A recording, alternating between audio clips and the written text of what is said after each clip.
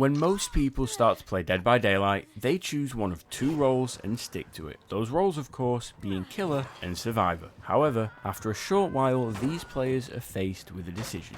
Which character should they unlock first? So, in today's video, we'll be covering the 3 best killers that you should unlock first from the 2 categories. The unlicensed original killers, with the exception of the unknown, given that I just haven't had enough time to give a solid recommendation yet, and the licensed killers as well. So let's start off with the free killers. The Deathslinger is in at number 1 and arguably the most fun killer to play, offering great chase potential paired with exhilarating gameplay. Slinger's power comes in the form of the Redeemer, a medium range rifle allowing Slinger to harpoon a survivor and, should he land a hit or the chain break, put that survivor into the deep wound state. However, you can also adopt a pet with it. Take my latest, Nicolas Cage.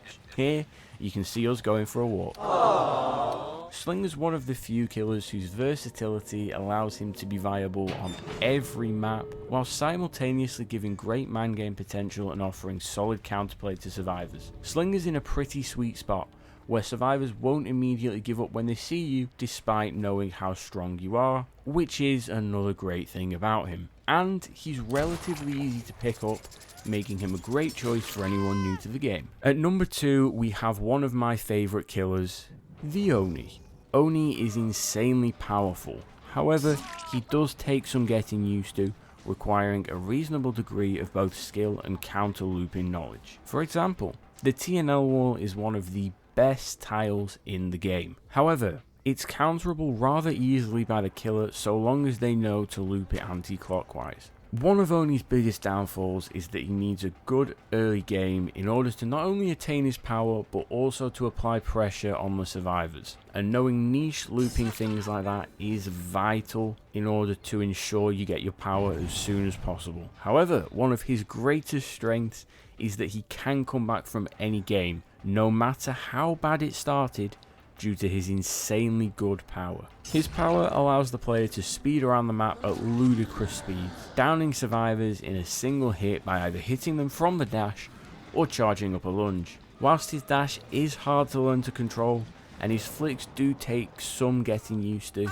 Oni makes up for it in how enjoyable he is to play and how truly powerful his abilities are. He also has some insanely good perks for early game, such as Blood Echo, which prevents a lot of the current meta exhaustion perks so long as the survivors are injured, and Zanshin Tactics, which helps new players become familiar with certain tiles and maps. Similar to Windows of Opportunity, I do recommend taking this perk off after you become familiarised with them, but it can provide some really good value in chases. In at number 3, we have the Blight. The Blight is the fastest killer in the game overall, running at Mach 3 across the map from one survivor to another. He's definitely not the easiest killer to play, but he makes up for that in his very engaging playstyle and incredible gameplay potential. Another good thing with Blight is his perks, Hex Blood Favor and Hex Undying. Blood Favor is great for ensuring fast downs, and Undying is great for keeping your hexes up, though I do recommend swapping Blood Favor for Devour Hope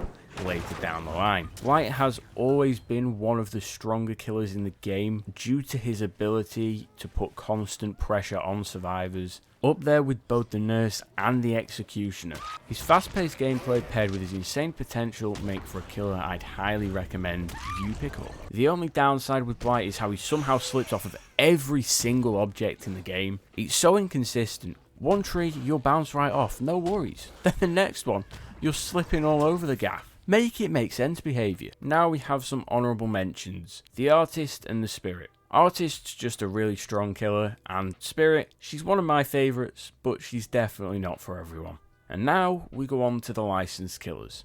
At number 1, we have the Nemesis. Nemi is undeniably fun to play both as and against, with great potential for chases and downs, yet simultaneously being very evenly balanced, to the point where almost every survivor main loves to see you when they load into the game. And by playing Nemesis, you get 2 sidekicks, Sandra and Phil, who will almost always cause me to have severe anger issues throughout the game. They're great tracking tools about 50% of the time, and useless the other 50%. But that being said, there's a lot they can do if played well around, and add to his other power. Nemi has a tentacle, with each hit landed by it increasing his tier. In tier 2 he can break pallets with his tentacle, and in tier 3 he acquires a massive range extension, which is really strong. Nemi, in a similar fashion to Oni, does benefit a lot from having his power as soon as possible in the game, but his perk Lethal Pursuer will help immensely when it comes to that,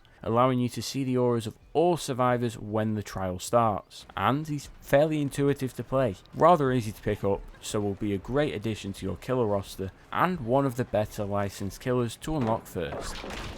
In its second, we have the Pyramid Head. Pythagoras is an S tier killer, and he's very strong overall.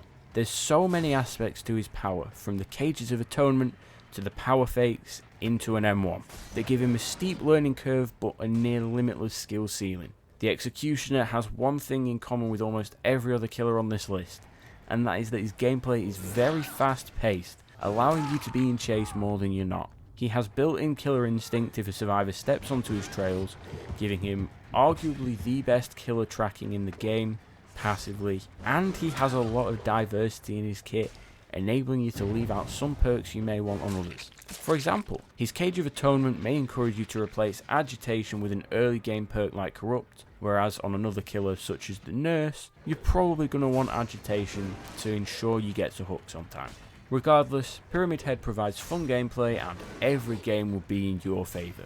He works on indoor maps and outdoor maps alike, similar to Slinger, and can almost guarantee a 2k by the match's end. And at number 3, we have the Demogorgon. This is the most predictable choice on the list, but if anything, that should just attest to the validity of Demo being a fun killer all round. He's definitely the most balanced killer in the game. He's very powerful, whilst never accusable of being broken. Demo, much like Mr. Isosceles, has a vast array of tools in his arsenal, from his shred, similar to a lunge but also allowing you to break pallets, to his portals. Demo, at base kit, offers a bit of everything. I don't think there's a single survivor on Earth that has a bad word to say about Demo. His kit and playstyle is fun and enjoyable for all. He's got great map traversal and all-round great looping potential, which accumulate into a well-balanced killer that you'll enjoy playing and I'll enjoy facing.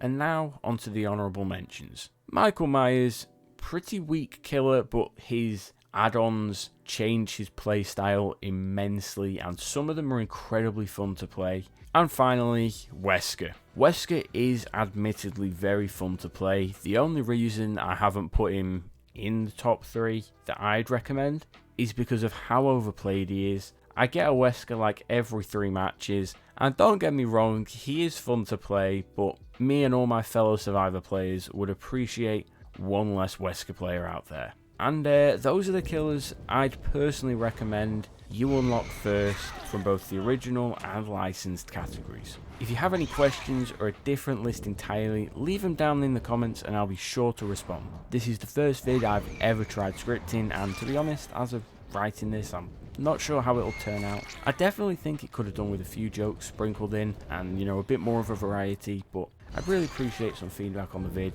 if you made it this far. Thanks for watching, folks. I hope you enjoyed, and if you're new here, maybe stick around. We're aiming for 10k by the end of 2024, so any and all help would and will and is greatly appreciated. Until next time, folks, goodbye.